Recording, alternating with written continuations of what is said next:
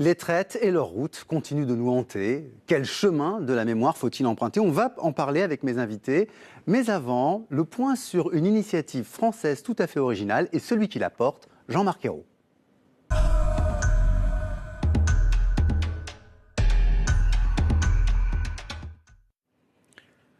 Bonjour Jean-Marc Ayrault. Bonjour. Alors les Français vous connaissent bien, vous avez été le Premier ministre de François Hollande de 2012 à 2014, vous avez aussi été ministre des Affaires étrangères. Certains savent peut-être moins que vous avez été aussi maire de Nantes, on y reviendra bien sûr pendant 20 ans, on y reviendra pendant cette discussion, mais vous êtes surtout aujourd'hui celui qui porte une initiative, qui porte une mission pour la création d'une fondation pour l'esclavage et la mémoire des traites.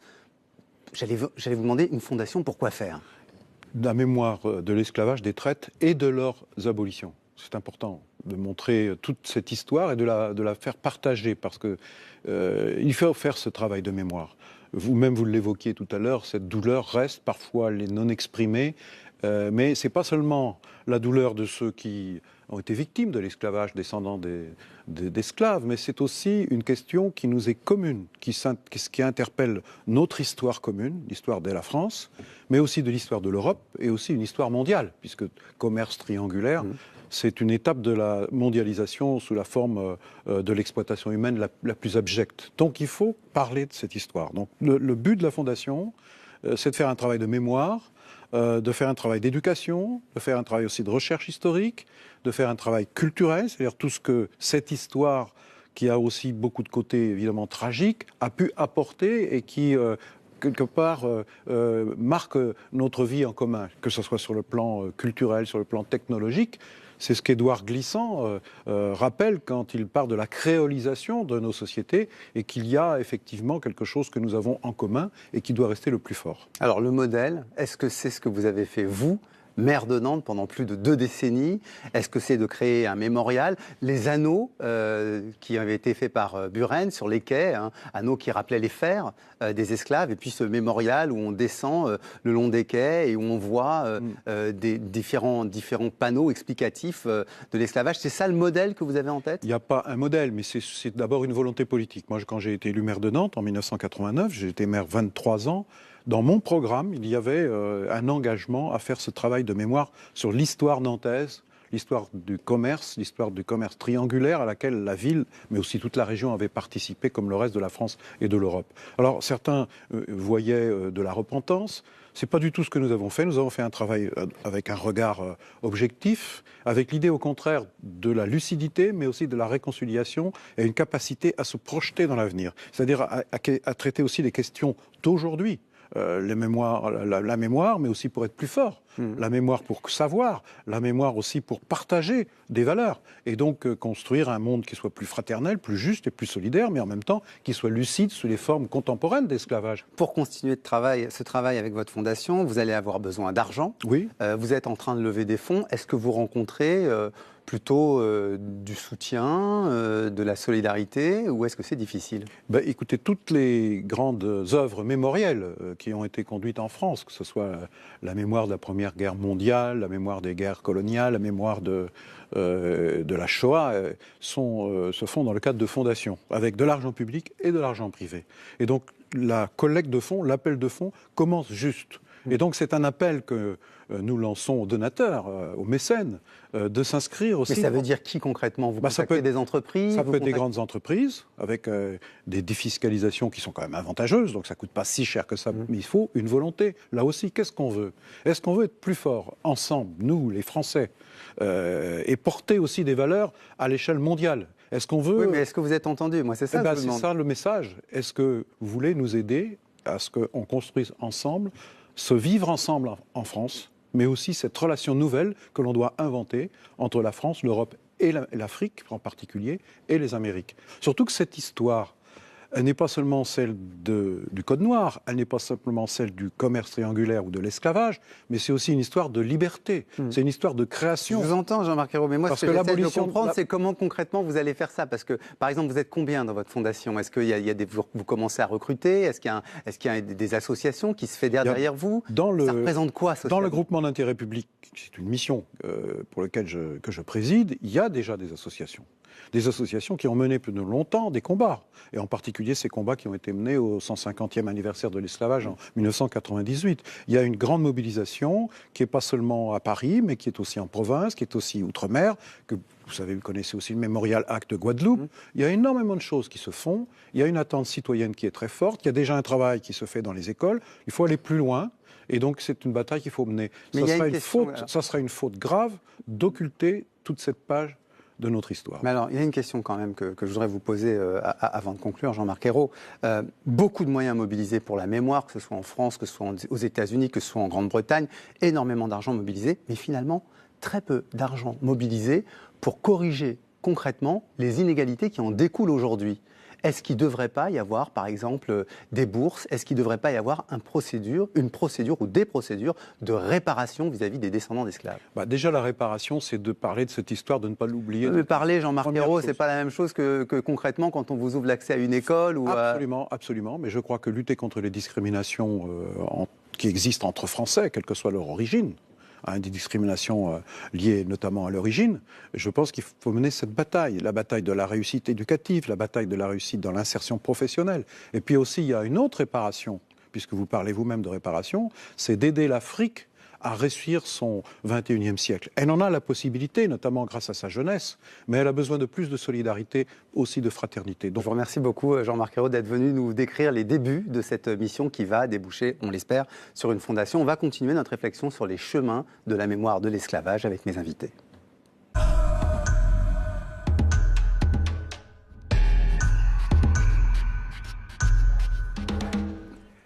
Donc retour à Paris pour la suite de notre réflexion sur l'esclavage et en particulier sur les chemins de la mémoire avec plusieurs personnalités qui m'ont rejoint. Et d'abord, Myriam Cothias, bonsoir. Bonsoir. Vous êtes directrice de recherche au CNRS où vous dirigez, m'avez-vous dit, le seul laboratoire de recherche sur l'esclavage, le CIRESC, le Centre international de recherche sur l'esclavage.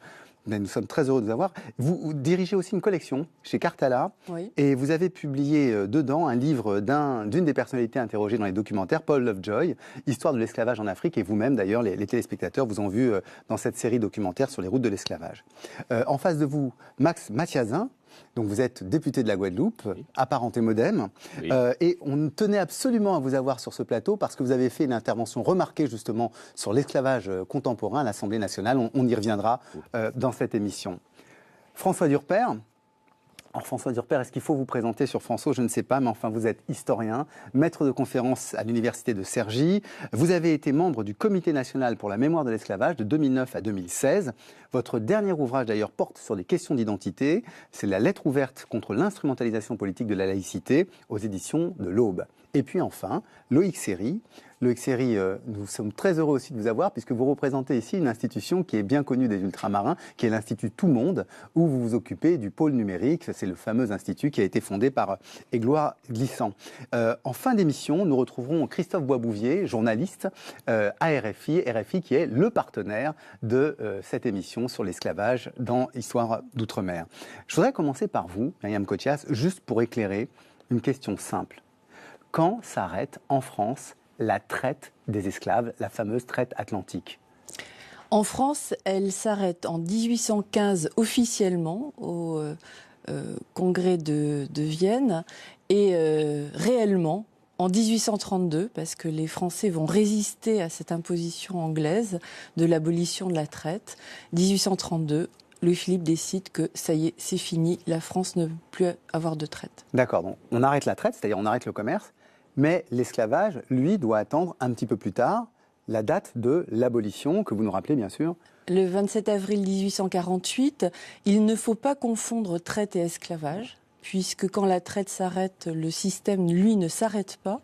Et généralement, il y a eu un décalage d'une vingtaine d'années, que ce soit en Angleterre ou en France. D'accord. Mais en France, en tout cas, l'esclavage est aboli en 1848. Max Mathiassin, je crois que ça touche, ça, directement l'histoire de votre famille. Oui, parce que le premier, enfin, en tout cas, l'ancêtre le plus lointain, en tout cas en Guadeloupe, auquel j'ai pu remonter, il arrive en Guadeloupe en 1821. Et donc, je retrouve son acte d'esclave, en tout cas, parce que je ne peux appeler ça ni d'acte. Enfin, moi, j'ai un acte d'esclave et j'ai un acte de décès. Et on dit sur cet acte né en Afrique, il est dit sur cet acte né en Afrique de parents inconnus et mort sur telle habitation. Et surtout, ce qui m'a beaucoup frappé, et qui m'a touché dans ma chair, en tout cas dans ce que je suis, profession esclave. Ouais, profession esclave, ça en dit long. François Durper, alors justement, on voit l'origine africaine. Moi, il y a une interrogation que j'ai depuis longtemps, comme d'autres, qui évidemment ne touche pas la question matérielle. Mais je voudrais savoir, intellectuellement, est-ce qu'il y avait des gens outre-mer qui ont réfléchi comme les Américains à se dire il faudrait peut-être organiser un retour. Je dis les Américains parce qu'ils ont créé le Libéria en 1847 et puis ou un Jamaïcain comme Marcus Garvey qui dit il faudrait organiser le retour. Est-ce qu'en France il y a eu des gens qui ont pensé ça? C'est pas la même problématique historique. Marcus Garvey, donc on rappelle 1822, c'est pas seul 1922, c'est pas seulement l'idée de retour en Afrique, c'est très concret. Il achète 4 paquebots. C'est l'idée de revenir concrètement, et vous avez dit un siècle plus tôt, il y avait la création du Libéria 1847. Pourquoi pas du côté français? Parce que c'est un contexte colonial, c'est-à-dire qu'il y a 2 horizons. Le premier horizon, c'est celui de devenir vraiment français. Il faut se rappeler qu'un certain nombre de ces révoltes, notamment des révoltes d'esclaves, se fait parallèlement à un mouvement révolutionnaire, et donc on peut se dire on va devenir des citoyens français. Et puis de l'autre côté, il y a ceux qui se disent on va devenir des Martiniquais. C'est un combat anticolonialiste. Donc soit on va devenir des Français, soit on va devenir des Martiniquais, mais il n'y a pas de place comme aux États-Unis, même si ce mouvement est plus minoritaire qu'on ne le pense, pour dire on va redevenir africain, on va repartir sur le territoire de nos ancêtres. D'accord. Alors Loïc Seri, il y a quand même une chose qui est assez manifeste. Dans les années 30, 50, même 60, on ne parle pas tant que ça de l'esclavage outre-mer.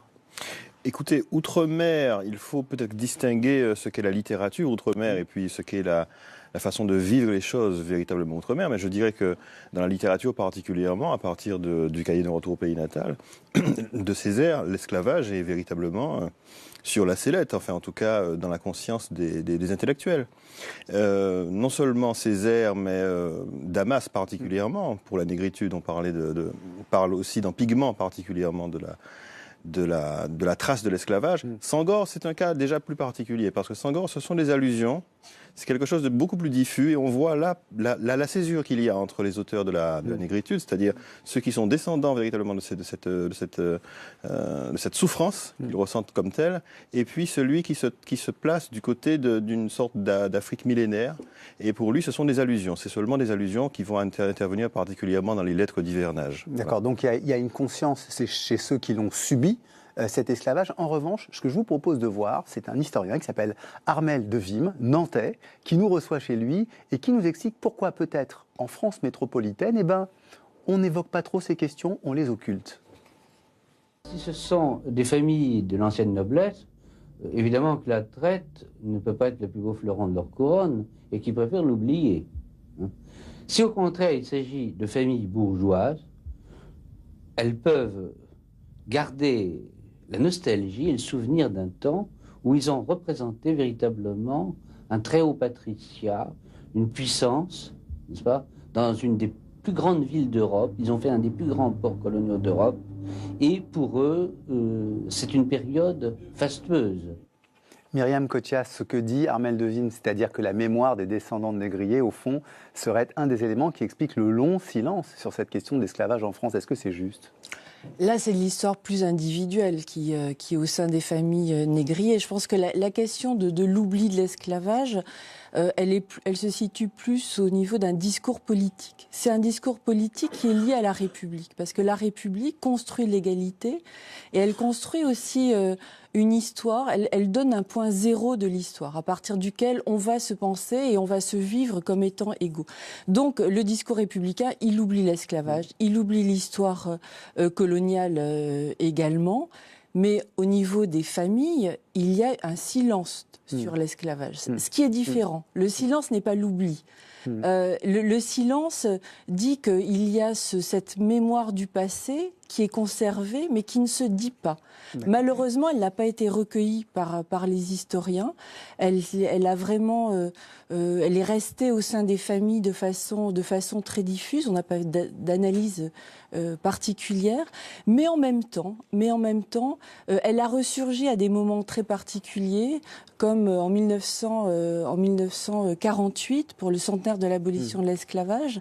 Césaire va faire un très beau discours à la Sorbonne pour célébrer à la fois Schellcher, alors figure tutélaire de la République et de l'abolition de l'esclavage, pour dire cependant les esclavisés des Antilles françaises se sont soulevés pour réclamer leur part d'histoire, pour réclamer leur liberté et pour construire cette égalité. Et là, ça signifie bien que la mémoire avait perduré. D'accord. Alors, ça signifie concrètement que pour quelqu'un comme vous, Max Mathiazin, quand on était petit enfant en Guadeloupe, est-ce qu'on vous enseignait ça à l'école ou pas du tout? Non, pas du tout. Mais ça ne signifie pas qu'on n'en parlait pas dans les familles. C'était tabou, je veux dire, en public. Mais ma grand-mère nous en parlait. De toute façon, elle en parlait en nous racontant des histoires comme les contes des Antilles, etc. Et elle nous parlait de son grand-père, forcément. Et donc, d'une certaine manière, nous avons été quand même intimement, je veux dire dans notre intimité, dans notre fort intérieur, nourris de cette histoire. Mais n'oublions pas qu'il y a eu l'altérité. C'est-à-dire qu'on a fait en sorte que, depuis la controverse de Valladolid, 1551, 1555, 1556, eh bien, donc il faut rappeler, c'est une discussion pour savoir qui a une âme, voilà. ou qui n'en a pas. Le noir n'avait pas d'âme. C'était comme des bêtes, et on pouvait les mettre en esclavage. Mais, et donc, il y a cette classification chez nous, enfin dans chaque société esclavagiste, où il y avait pas moins de 16 classements, du plus noir au plus blanc, et le noir n'était pas homme. Par conséquent, l'aspiration de ma grand-mère, l'aspiration de ma mère, c'était que nous ne connaissions pas les conditions de l'esclavage, en tout cas, ou qu'avaient connu la condition de la canne à sucre, la condition du travail, de la terre, qu'avaient connu nos travailleurs grands-pères et nos grands-parents. D'accord. Alors, il y avait une conscience dans les familles, mais il y a, je crois, François Durper, à l'échelle internationale, un choc, une prise de conscience globale. C'est une série tirée d'un livre d'Alex Haley, qui s'appelle Roots, Racines en français, et qui raconte l'histoire au départ de la traite d'un petit qui va aller aux États-Unis. Pourquoi est-ce que ça change tout? Parce que c'est le canal de diffusion ABC, c'est un canal mainstream que tous les Américains, c'est pas une série destinée aux Afro-Américains. C'est une série qui va permettre à tous les Américains de s'approprier l'histoire de cette famille afro-américaine, des origines, partant d'Afrique, déportée aux Amériques, et puis qui va avoir tellement de succès qu'on va même en faire la suite. Et ça, c'est 1977, janvier 1977. C'est l'équivalent. Et c'est diffusé en France? C'est diffusé en ça France. Ça a été diffusé en France. Moi, j'étais étudiant. Sur on regardait cela, mais ça avait été interdit en Guadeloupe et en Martinique.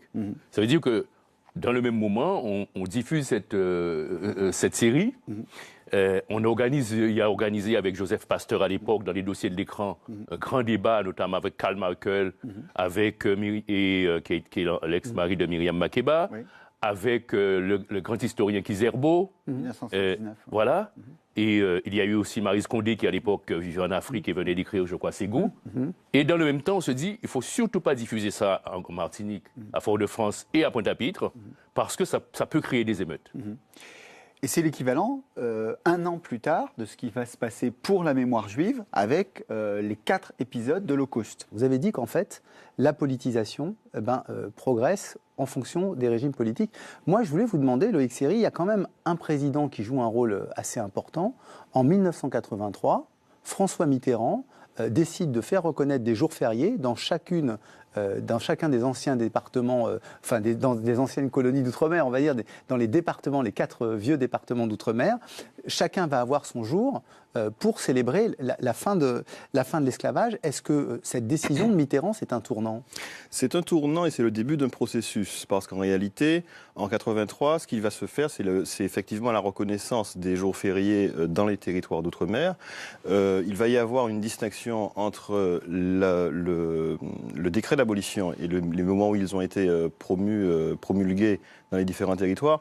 Mais avant cela, je dirais que pour revenir sur ce que François Dupér disait tout à l'heure, il y a déjà une réappropriation de la mémoire de l'esclavage qui est en train de se précipiter dans les années précédentes. Parce que précisément, ce qui se passe au moment de la diffusion de Roots en Martinique et en Guadeloupe, il y a un hiatus qui se fait. Parce que finalement, la mémoire de l'esclavage qui est présentée dans Racine, c'est une mémoire qui est spécifiquement américaine avec cette fameuse idée du retour vers l'Afrique, ce retour linéaire, cette sorte de remontée généalogique. Or, à ce moment, il y a également Édouard Glissant qui, aux Antilles, dit finalement le contraire. À savoir qu'on ne pourra jamais remonter à l'origine.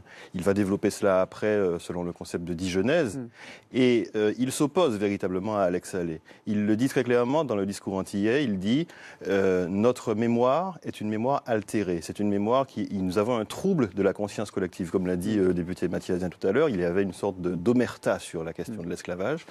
Et il est illusoire, en tout cas dans sa façon d'approcher tout cela, de vouloir remonter de manière linéaire. Nous devons apprendre une sorte de manière d'appréhender notre propre trouble. C'est ce qu'il dit. D'accord, voilà. Appréhender notre propre trouble, c'est ça qui explique, Max Mathiasin, qu'à partir des années 80, au fond, l'esclavage devient un élément constitutif d'identité aux Antilles. C'est vrai que nous sommes à la recherche d'une identité, à la recherche d'une mémoire, mais notre identité porte vers la grande lutte et l'humanisme, plus que la réhabilitation de l'esclave que nous sommes. L'esclavage, en quelque sorte, qui est notre souffrance, nous permet de nous dire que nous aussi, nous pouvons être dans la souffrance, être assimilés à ceux qui souffrent et qui souffrent encore dans le monde, le prolétariat, etc. C'était plus ça pour nous. Nous n'étions pas négristes.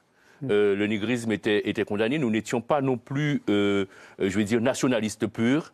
Nous disions que nous voulions être citoyens du monde et reconnus comme tels. Alors, citoyens du monde, mais des citoyens actifs, d'ailleurs des citoyens qui marchent, puisque c'est la fameuse marche de 1998, le 150e anniversaire. Je crois que vous y avez participé, Myriam Cothias, à cette marche, qui est un peu un basculement du point de vue de la conscience collective. Alors, j'ai pas participé à la marche, j'ai participé, parce que j'étais en Martinique à ce moment-là, j'ai participé au colloque qu'il y a eu en Martinique en 98 et à toute la préparation de ce qui sera la loi Taubira en 2001, où justement on fait ressurgir cette notion d'oubli de l'esclavage, aussi cette nécessité d'une véritable égalité, c'est-à-dire c'est un questionnement du discours français sur ce qu'il est, enfin qui est français, qu'est-ce que c'est qu'un Français.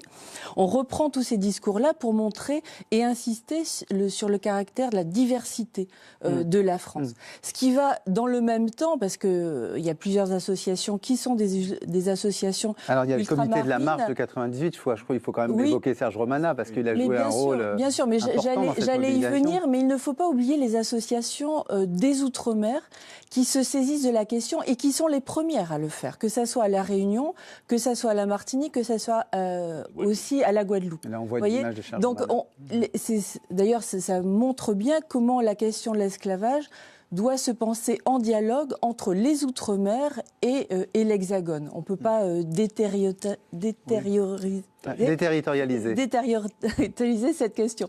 Et ça, c'est important de le noter parce que c'est ce qui se passe encore actuellement, si ce n'est que la division, me semble-t-il, entre les Outre-mer et l'Hexagone est posée de façon de plus en plus évidente, et notamment autour de la mémoire de l'esclavage. Pourquoi il y a un avant et un après 1998 ? C'est que 1998, l'État le pense comme une commémoration de l'abolition de l'esclavage, dans la continuité de ce qui a toujours été, c'est-à-dire le schulcherisme. Qu'est-ce que ça veut dire le schulcherisme ? Ça veut dire que le descendant d'esclaves remercie Victor Schulcher, remercie la République, et finalement remercie le colonisateur. Le colonisateur n'est pas celui qui continue l'esclavage, c'est celui qui abolit l'esclavage. Donc on commence comme ça, mais la marche, 40 000 personnes silencieuses dans les rues de Paris du 23 mai 1998, qui s'ancre dans une autre histoire. Avec des personnalités, il faut rappeler, on a vu à l'image Harry Roselmack, le député Marie-Jeanne. Cette marche dit nous, on ne s'inscrit pas dans l'histoire d'avril 1848, mais de mai 1848, c'est-à-dire des révoltes esclaves. Ceux qui abolissent l'esclavage sont bien des esclaves à l'origine. C'est ce que dit cette marche. C'est-à-dire que ça va pas. Les Américains diraient c'est pas up-down, c'est pas l'État qui dit voilà comment on commémore. Ça vient du cœur, du tréfonds, des entrailles, des associations dont on parlait à l'instant, et qui disent voilà ce qu'on commémore exactement. Alors voilà ce qu'on commémore. En tout cas, c'est l'année suivante. Christiane Taubira, en 1999, soumet un projet de loi qui va être adopté, qui va devenir une loi qui porte son nom. Écoutons-la défendre ce projet devant les parlementaires. 15 à 30 millions de personnes, femmes, enfants, hommes, ont subi la traite et l'esclavage.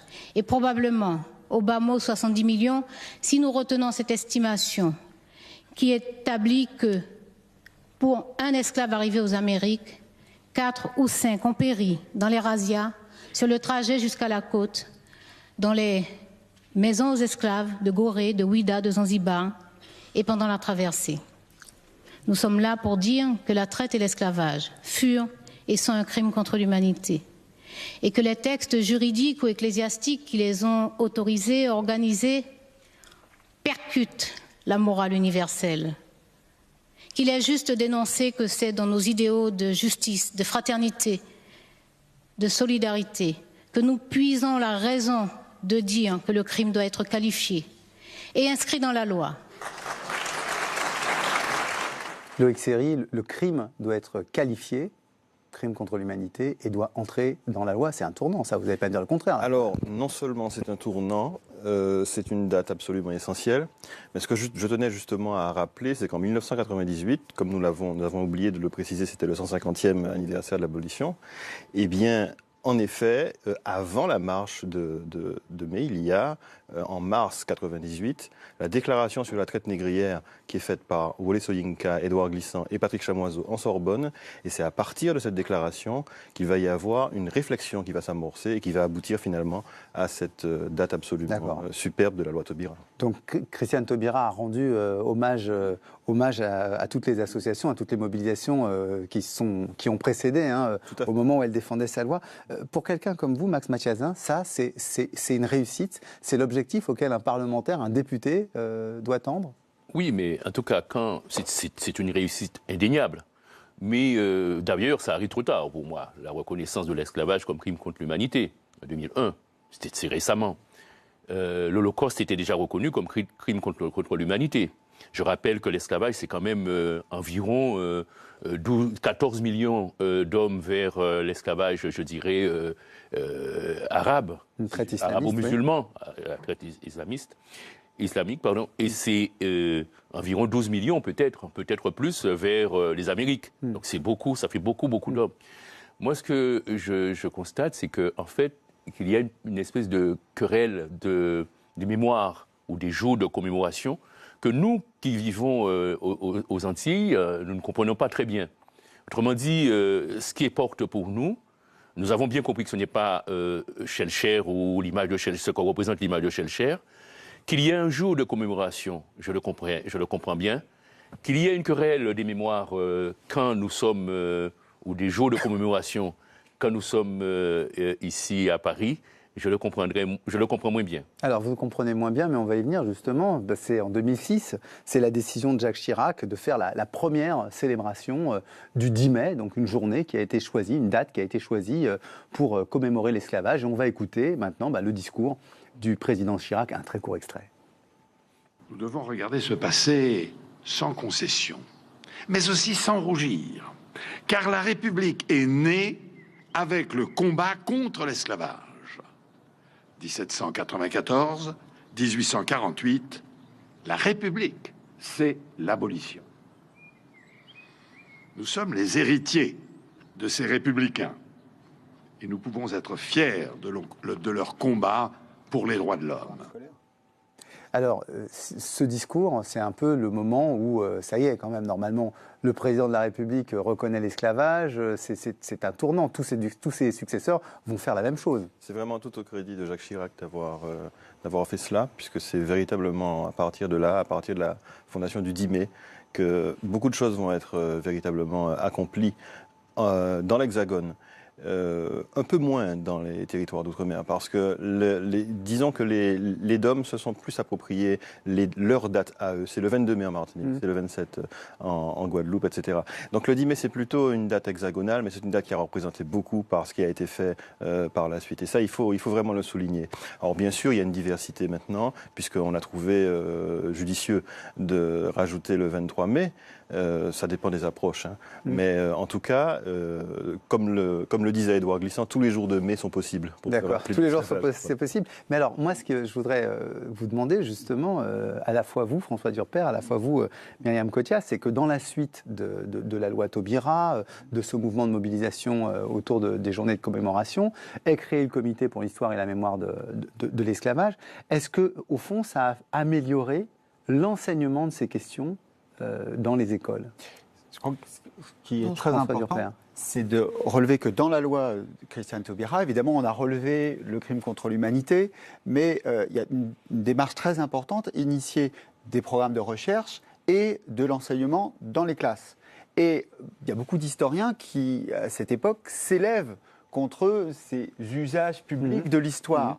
Ce qu'il faut quand même dire, c'est que pourquoi qu'est-ce qu'ils reprochent au fond à ce qu'ils... C'est pas à l'État de décider ce que l'histoire est. Et il reproche en fait une sorte de dérive d'histoire officielle. Mais ce qu'il faut quand même souligner, ce qui est important, c'est que c'est pas l'histoire des historiens. L'État ne vient pas derrière l'épaule de Myriam Cottias pour dire non, il faut écrire ça ou écrire ça. Que dit le loi Taubira? Il faut que ça rentre dans les manuels scolaires. 10 ans avant 1990, la loi Guesso dit il faut pas nier la Shoah. La loi Guesso ne dit pas exactement.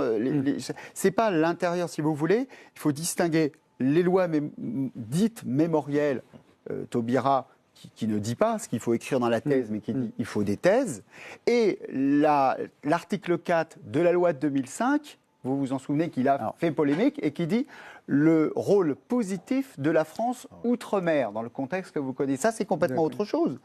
Des députés qui se disent qu'il faut absolument que l'enseignant dise que la colonisation, le rôle positif de la France outre-mer a été positive. C'est deux choses complètement ça, c'était une différentes. Approche politique, d'ailleurs. C'est une approche idéologique, c'est une approche positive. On parlait beaucoup de la repentance, etc. Exact. Ce qui n'est pas le cas chez la loi Taubira. Dans la loi Taubira. Mais alors, est-ce que ça veut dire, Myriam Cottias, quand même, qu'on enseigne mieux cette question-là dans les écoles aujourd'hui? Elle est enseignée, oui, elle est enseignée. Non, mais c'est très important que ça soit inscrit dans la loi. Mais ce qu'il faut dire, c'est que ça a mis beaucoup de temps à être effectivement enseigné. Alors, pas enseigné parce que les professeurs ont une conscience politique. La question de l'esclavage est une question foncièrement politique et de tout temps, et ça continue à l'être. D'autant qu'il y a un problème de reconnaissance profonde de cette question.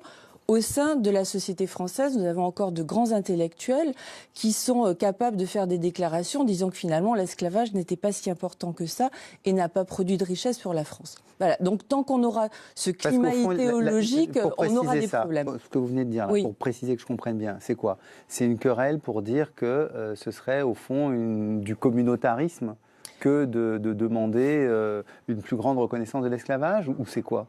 Ça recouvre cette question, ça recouvre cette question-là, bien évidemment, puisque la République ne reconnaît pas d'histoire singulière, alors que l'enjeu n'est pas celui-là. L'enjeu est simplement de dire que dans l'histoire de France, l'histoire de l'esclavage comme l'histoire coloniale ont une part qui participent de la même façon que la guerre de 14-18 dans le grand récit national. Et c'est précisément ça sur lequel il faut travailler, et c'est notre échec collectif, toujours actuellement. D'accord, alors on va maintenant avancer un peu dans notre réflexion et voir que tout de même, il y a eu des constructions de mémoriaux, de lieux pour se souvenir, pour entretenir la mémoire de ces familles disparues qui ont souffert de l'esclavage. Je vous propose de regarder 3 sites. Un premier site en Martinique, un deuxième site ensuite en Guadeloupe et puis un troisième site en Guyane. Regardez. Autour des 15 statues dressées en mémoire des esclaves qui ont péri à quelques mètres de là, dans le naufrage d'un bateau négrier dans la nuit du 8 au 9 avril 1830, des esclaves enterrés ici. Ça ne fait pas longtemps qu'on a appris cette histoire, donc pour moi, ça me tient à cœur de venir un peu les illuminer. C'est un devoir de mémoire, il ne faut pas qu'on oublie. Et je pense que c'est tout à fait normal qu'on vienne les honorer aujourd'hui. Le Memorial Act ne désemplit pas.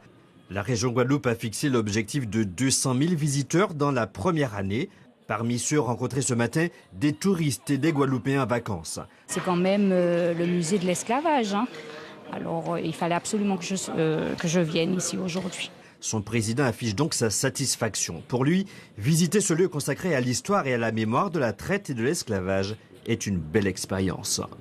Une expérience intime, une expérience émotionnelle, une expérience de l'intelligence. Comme dans un dictionnaire, par ordre alphabétique, 13 000 noms de libérés. Originaire de Sinamari, Christian est venu mettre des noms sur ses ancêtres. Ça bouleverse un peu, mais si on veut savoir où on va, c'est important de savoir d'où on vient. Et je crois que c'est ce qu'il faut retenir de ce magnifique mémorial, quoi. Gravé dans le basalte, dans de la roche volcanique, comme pour défier le temps, 42 totems. Œuvre mémorielle permanente, aujourd'hui lieu de pèlerinage. Loïc Serry, je crois que vous connaissez bien ce mémorial du diamant. C'est quand même rentré dans les mœurs complètement, puisque c'est une Toussaint, là, on apporte les bougies. Et nous avons beaucoup de chance en Martinique d'avoir ce mémorial qui a été édifié par Laurent Valère, un artiste martiniquais, Cap 120, avec donc la commémoration, si vous voulez, d'un épisode tragique qui est survenu en 1830, au moment où la traite était déjà interdite, et c'était donc l'échouage d'un navire négrier. Mais ce que je veux dire, c'est que là, il y a une appropriation par la population, et puis la fascination de la part de deux intellectuels, c'est-à-dire Aimé Césaire et Édouard Glissant, qui s'y rendaient constamment. Édouard Glissant habitait non loin, et pour eux, c'était véritablement quelque chose qui avait été marqué dans la mémoire martiniquaise. Mais ce que je voudrais dire, je m'en voudrais de ne pas le dire, c'est que la mémoire, c'est également des moments. C'est également des moments qui sont, comme vous l'avez rappelé tout à l'heure, il y a eu l'intervention du député Mathiazin récemment à l'Assemblée nationale, c'est ça. On va y revenir, hein. On va y revenir, mais je voulais juste que, justement, Max Mathiazin, puisqu'on vous interpelle, le Memorial Act, pour vous, c'est quelque chose de réussi. Ça a trouvé sa place en Guadeloupe? Aucun descendant d'esclaves, en tout cas, ne peut visiter le Memorial Act sans avoir quelques larmes, même intérieures. Et aucun humain ne peut visiter, en tout cas humain, je veux dire, ne peut visiter ce musée, cette entité, ce lieu de mémoire, sans être dans un moment particulier. Le Memorial Act suscite forcément une prise de conscience. Est-ce que c'est notamment peut-être plus sensible pour des personnes qui, comme vous, ou comme, je pense à l'association de Gordiens, qui travaille notamment sur la généalogie des familles, est-ce que c'est un élément qui le rend encore plus sensible? Mais les deux sont liés. Le travail de mémoire, c'est tout ceci. C'est ne pas oublier, c'est surtout ce qui est important. Moi, ce qui me peine le plus en tant que député de la France, je regarde aussi l'histoire de nos ancêtres députés, comme Légitimus, qui a été le premier député guadeloupéen à l'Assemblée nationale. Je me demande ce qu'il a vécu à ce moment-là, puisque ça devait être très difficile pour lui, puisque j'ai lu des écrits où il était traité de singe, etc. Moi, ce que je dis, c'est que nous avons pour la mémoire, nous avons un devoir de continuer. Et c'est le plus important. Donc, lorsque j'ai pris la parole à l'Assemblée nationale, j'ai pris la parole pour témoigner, mais je n'ai pas parlé d'histoire. Allez, vous m'y incitez, allez. Je crois on va regarder ce que vous avez dit à nos parlementaires. Je bouscule un peu l'émission, je pensais qu'on en parlerait un peu plus loin, mais puisque vous y revenez, que vous avez envie d'en parler, on va regarder maintenant ce moment où vous avez interpellé vos collègues en direct à l'Assemblée nationale, sur la chaîne parlementaire, pour dire à quel point vous étiez troublés par l'esclavage en Libye aujourd'hui. Sur la planète, il y a des passés qui n'en finissent pas de passer. J'ai connu ma grand-mère. Ma grand-mère m'a raconté son grand-père. Il est né en Afrique, un homme libre. Il a été capturé et vendu.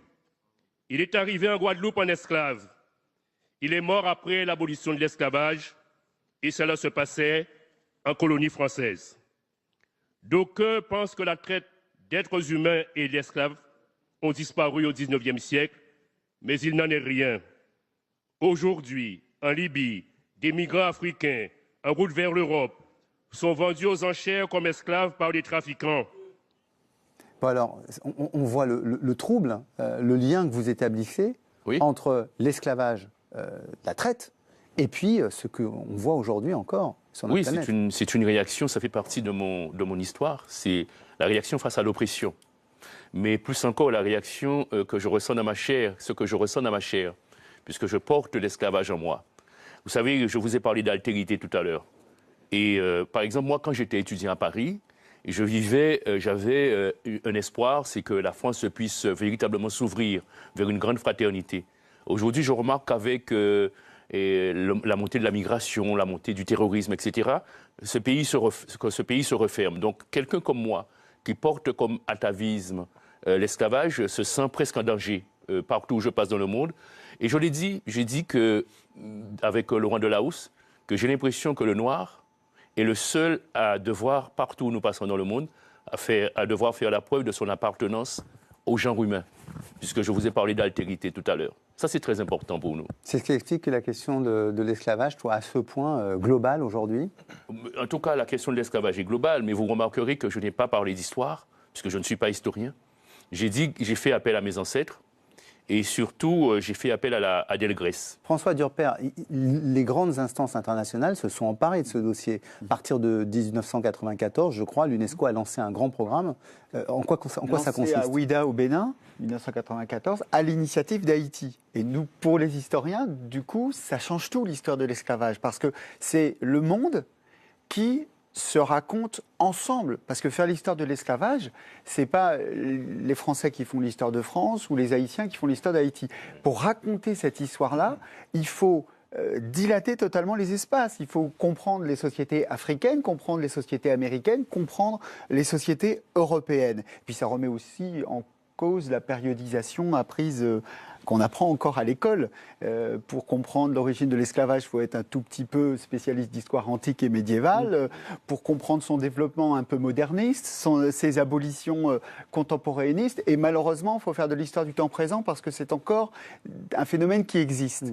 Donc ça remet tout en cause, mais c'est le mouvement, ce qu'on appelle l'histoire globale, c'est-à-dire les interrelations de ces sociétés, cette première réflexion sur cette mondialisation malheureuse qu'est l'esclavage. C'est important, Myriam Cothias, pour les pays africains, le fait qu'il y ait maintenant des monuments, que ce soit au Sénégal, à Gorée, au Ghana, sur le Cape Coast Castle, ou au Bénin, à Ouida, qu'il y ait maintenant des monuments, qu'on puisse ouvrir une sorte de, je ne sais pas comment le dire, de tourisme de l'esclavage. Alors, je pense qu'il y a deux choses. La question de l'esclavage, en Afrique, elle est fondamentale et elle doit être posée. Et elle est posée par des ONG, par des associations, que ça soit en Mauritanie, dernière loi d'abolition 1982 en Mauritanie, des militants... 1982, l'abolition de l'esclavage en Mauritanie, c'est important, hein, Max Mathiassin, de garder ces dates dans la tête. Première condamnation pour des faits d'esclavage, il y a 2 semaines, en Mauritanie, et des militants anti-esclavagistes qui régulièrement sont envoyés en prison du fait de leur militance. Donc il faut poser les choses.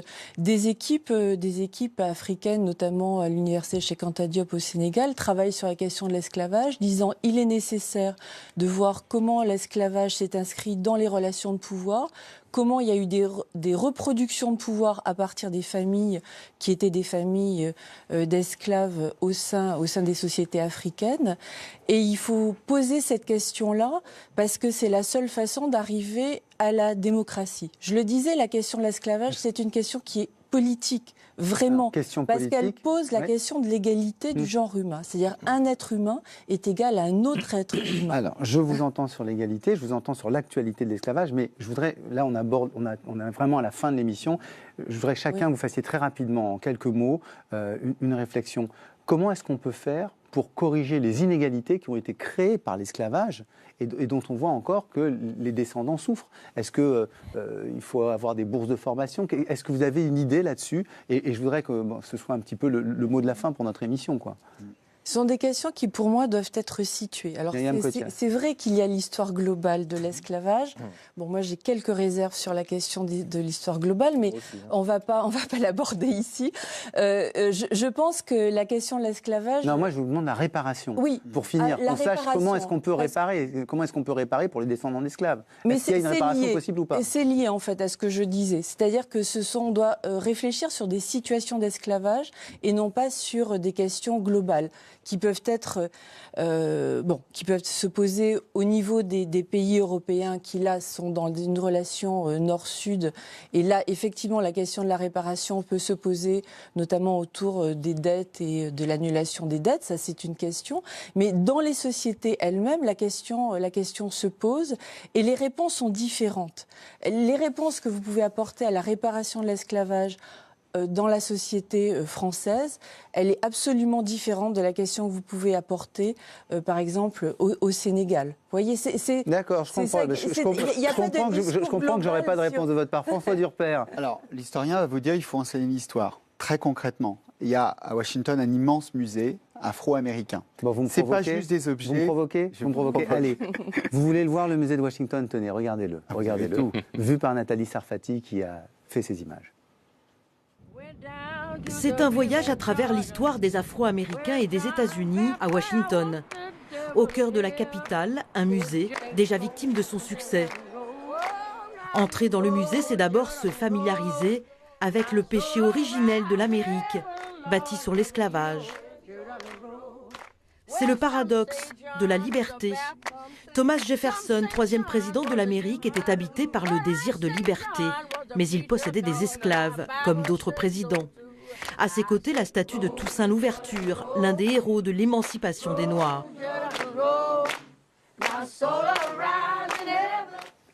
François Durper. Quand un enfant américain va voir ce musée, qui coûte de l'argent, donc la question de réparation financière ou pas, c'est un peu abstrait, ça coûte de l'argent à un musée. C'est pas une histoire communautaire, c'est une histoire commune. C'est-à-dire qu'il apprend que Rosa Parks, qu'Harriet Tubman, que Martin Luther King font partie de l'histoire américaine. Ça, c'est encore un chemin à faire en France. Victor Schœlcher, oui, mais Victor Schœlcher, 10 ans avant 1848, il disait l'esclavage, on l'abolira dans 60 ans. Alors qu'un Martiniquais, Cyril Bicêtre, disait l'esclavage, on l'abolit maintenant. Quand Cyril Bicêtre sera dans les manuels scolaires, au même titre que Victor Schœlcher, eh bien, c'est une réparation déjà concrète. Et c'est la justesse scientifique, ce n'est pas une histoire qu'on recrée idéologique parce qu'on est contre l'esclavage. Et dernière chose, on commençait là-dessus. Vous demandiez, est-ce que l'abolition de la traite, ça a été l'abolition de l'esclavage? Non. Et l'abolition de l'esclavage, ce n'est pas non plus l'abolition de l'esclavagisme. C'est-à-dire que dès 1870, 6 mois avant la Commune, il y a une révolte en Martinique. 22 ans après l'abolition, où les Martiniquais disent l'esclavage, c'est encore aujourd'hui. Donc, pour réparer, il faut apprendre cette histoire et déconstruire les discriminations qui sont issues de cette histoire. Apprendre et déconstruire, est-ce que le spécialiste du pôle numérique de l'Institut Tout le Monde est d'accord avec ça, ou est-ce qu'il y a d'autres moyens d'intéresser? Le lecteur de Glissant est particulièrement d'accord avec ça, parce qu'il y a 45 millions d'esclaves aujourd'hui dans le monde. 45 millions. Et je crois qu'avant même d'apporter des réponses utilitaristes, c'est déjà des réponses de conscience qu'il faut apporter. François Durper faisait allusion tout à l'heure à la conférence de Ouida en 1994.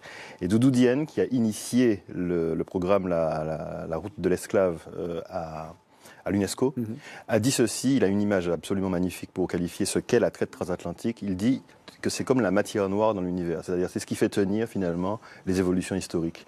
Et comprendre cela, c'est comprendre finalement notre mondialisation aujourd'hui. Donc moi je dis que ce qu'il faut surtout, c'est s'armer de conscience. C'est exactement ce que le député Mathiasin a fait l'autre jour à l'Assemblée nationale, c'est-à-dire lier l'histoire, la mémoire à notre présent et à la lutte qu'il faut que nous puissions mener chacun à notre place contre ce scandale absolu qui est l'esclavage contemporain. Et il vous a coincé, Max Mathiasin. Il vous a piqué votre conclusion, là, non? Non, pas du tout. Je me dis que, parce que c'est une très belle conclusion, mais je me dis qu'on peut, en parlant de réparation, par exemple, on peut commencer par réparer quelques injustices. Injustice de la mémoire, mais injustice factuelle. Haïti a payé son indépendance, a remboursé. Peut-être qu'il faudrait faire un effort pour y penser. Et puis, les esclavagistes, il y en a 7000 par exemple, qui en Guadeloupe ont été indemnisés après l'abolition de l'esclavage. Je pense par exemple à une grande université quand je parle d'université, qui pourrait être caribéenne, qui pourrait être un lieu à la fois de mémoire, mais d'apprentissage où les Caribéens pourraient se retrouver. Ça serait peut-être commencer une forme de réparation. Pourquoi pas? D'accord. Je vous remercie tous d'avoir bien voulu venir discuter avec nous des chemins de la mémoire de l'esclavage. Je rappelle les titres de vos livres. Pour vous, Myriam Cothias, je vais mentionner votre collection chez Cartala et notamment le livre de Paul Lovejoy, Histoire de l'esclavage en Afrique. François Durper, il y a une histoire des États-Unis, en que sais-je, qui est toujours bonne à lire. Et puis il y a la lettre ouverte contre l'instrumentalisation politique de la laïcité, un peu plus lié à nos questions d'identité, aux éditions de l'Aube. Et je vais rejoindre Christophe Boisbouvier pour le mot de la fin de l'émission.